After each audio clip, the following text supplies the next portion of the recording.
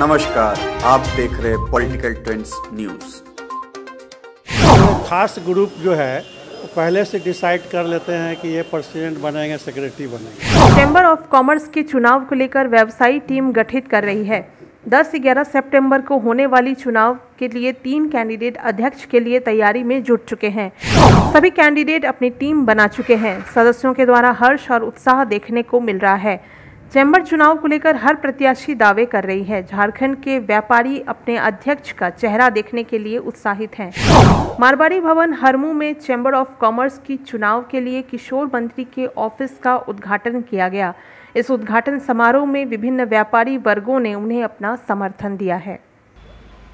आज काफी दिनों से चैम्बर में चुनाव का माहौल नहीं बन रहा था, एक स्थिरता आ गई थी।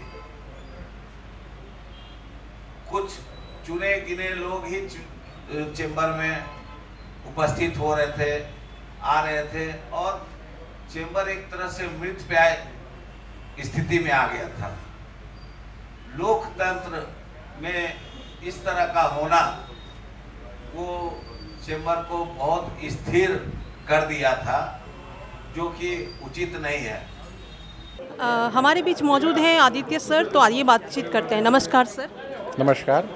सर, आपको अपने उम्मीदवार से क्या क्या उम्मीदें हैं? देखिए, ये जो टीम आई है किशोर मंत्री टीम, ये पूरी युवा परिपक्व टीम है और हमने प्रयास किया है कि विभिन्न सेक्टर्स, हमारे पास जो हमारे उम्मीदवार हैं वो अलग अलग सेक्टर से हैं। हमारे पास चार्टर्ड अकाउंटेंट हैं, हमारे पास इंजीनियर हैं और सब सफल व्यवसायी हैं। साथ ही साथ जो federation of Jharkhand chamber of commerce है, इसका जो प्रारूप है ये पूरा राज्यव्यापी होना चाहिए।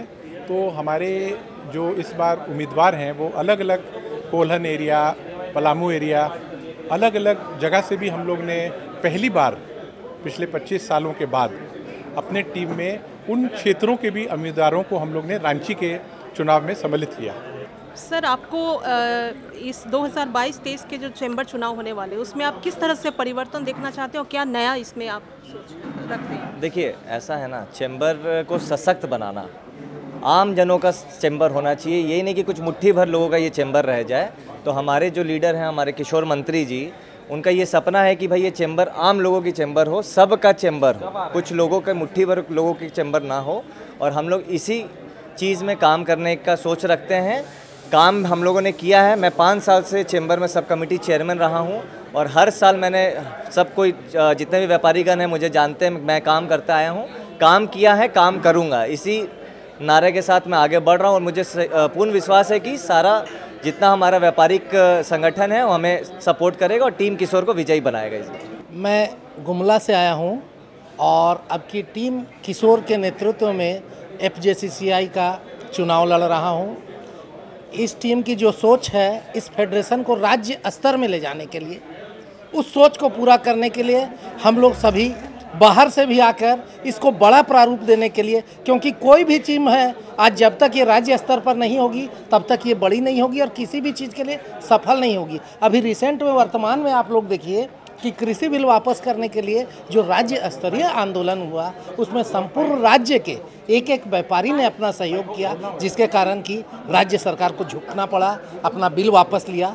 इसलिए इसको प्रारूप को बड़ा करने के लिए हम लोग पूरे संपूर्ण राज्य से जुटे हैं और हम आशा करेंगे कि इस राज्य स्तरीय जो हम लोगों ने सोच रखी है, इसको बढ़ाते हुए चैम्बर को, फेडरेशन को बिल्कुल बहुत ऊंचाई पे ले जाएंगे। धन्यवाद। देखिए, हम लोग की सबसे बड़ी सोच है कि एक परिवर्तन की ओर हम लोग चल रहे हैं। एक सशक्त चैम्बर की आवश्यकता है जो कि राज्य स्तर पर अपनी बात को रख सके, अपनी बात को मनवा सके, सरकार के सामने सरकार से एक आंख से आंख मिला के बात कर सके। अगर किसी मंत्री या किसी मंत्री के साथ या फिर उच्च अधिकारी के साथ हमें बात करना पड़े तो उनको ये समझ में आए कि रहा Jharkhand federation of Jharkhand chamber है। नमस्कार मैम। नमस्कार। इस चैम्बर चुनाव के पीछे टीम किशोर जो टीम इस बार गठित हुई है, इसके पीछे कौन इस बार क्या नया है और क्या व्यापारियों के लिए इस बार जो है आप लोग सहूलियत के साथ आ रहे हैं? मैं ज्योति कुमारी हूँ।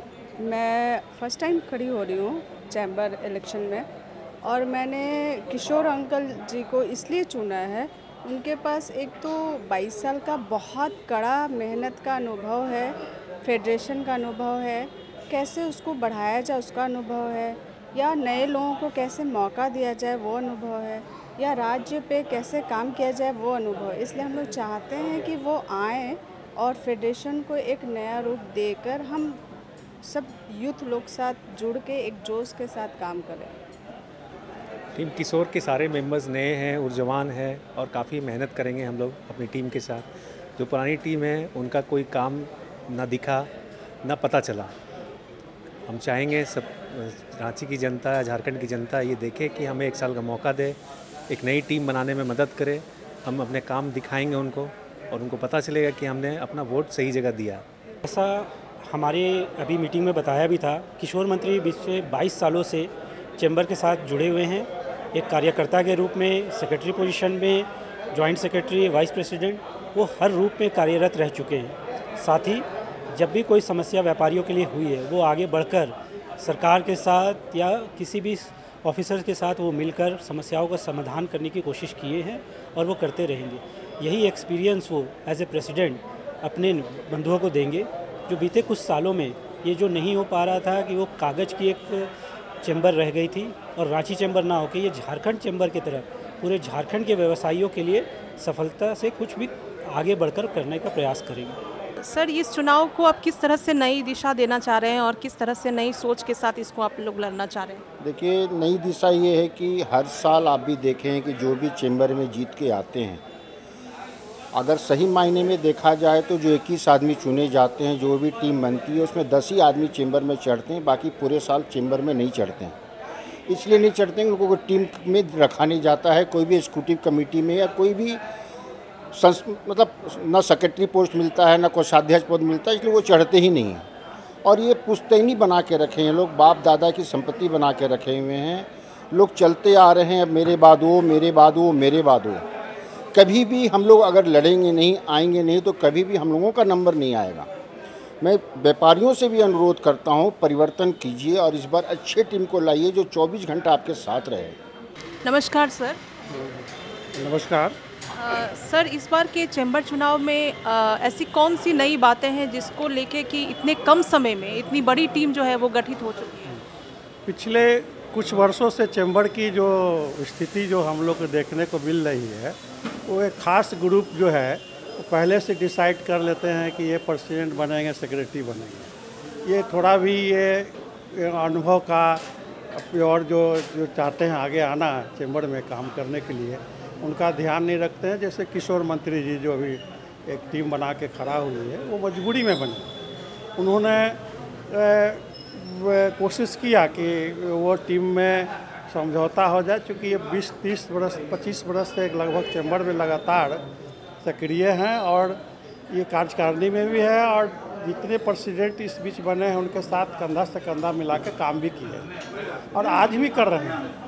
आज भी महत्वपूर्ण जो कोई आंदोलन होती है उसमें सरकारी पदाधिकारियों से या मंत्री से मिलाना, उनसे काम लेना, ये लीड करते हैं। लेकिन इसके बावजूद भी पता नहीं कि वो इनको एक सीनियरिटी के हिसाब से एक मौका अध्यक्ष के रूप में देना चाहिए, और फिर जो है समय जो सीनियरिटी के हिसाब से हर कोई को मौका देने से चैम्बर सशक्त होती है। और अगर इस तरह का वोटर्स अगर परिवर्तन नहीं करेंगे तो चैम्बर के प्रति एक जो है लोगों के मन में अभी बातें आ रही है कि भाई चैम्बर कोई खास ग्रुप के हाथ में चलेंगे और जो चाहते हैं वो करते हैं। तो इससे ये राज्य स्तरीय संस्था है और राज्य स्तरीय कोई विषय आती है तो उसका आंदोलन करने के लिए पूरा राज्य स्तर से रिप्रेजेंटेशन की ज़रूरत पड़ती है, जो कि इनका कोई पकड़ नहीं है। अभी के टीम में ऐसा कोई काम नहीं हुआ है। इस बार इन्होंने एक नया ये किया है कि राज्य स्तरीय हर क्षेत्र से, जैसे गिरिडीह से, देवघर से, टाटा से जो व्यापारी वर्ग है, जो मेंबर है, उनको डायरेक्ट लड़वा रहे हैं। एक तो चुनाव एक नॉमिनी के रूप में होते हैं, लेकिन इनको डायरेक्ट ला रहे हैं कार्यकारिणी में। एक अलग जिम्मेवारी देंगे कि कल को कोई आंदोलन की ज़रूरत होती है तो हर क्षेत्र से आवाज़ उठनी चाहिए, एक गति मिलेगी। ये इनकी एक ये है।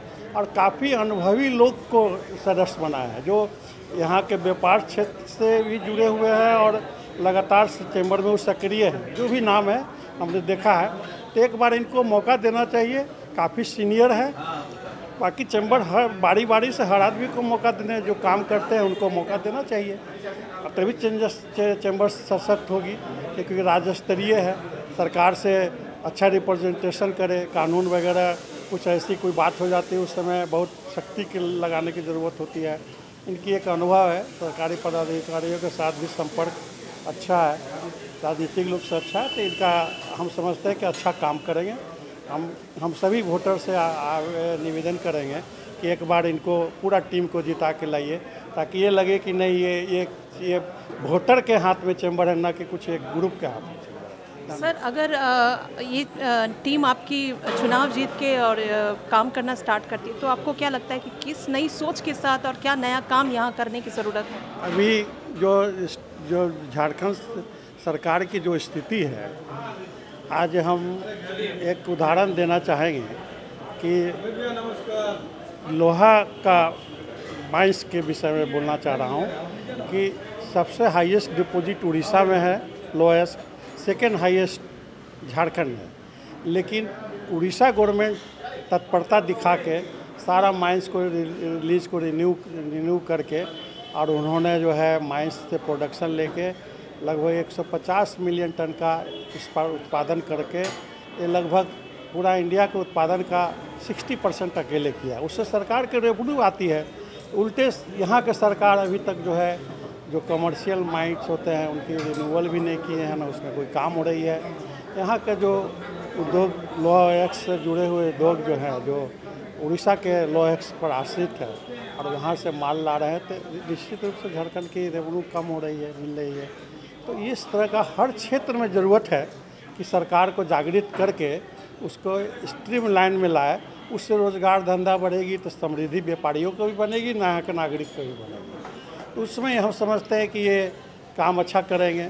इससे पहले ये सीनियर वाइस प्रेसिडेंट थे, तो उस समय इन्होंने ये काम अच्छा कराया था। बीच में फिर अभी कोई उस तरह का सोच नहीं थी टीम को। तो हमारे ख्याल से हर क्षेत्र में चाहिए डेवलपमेंट, तभी विकास होगा।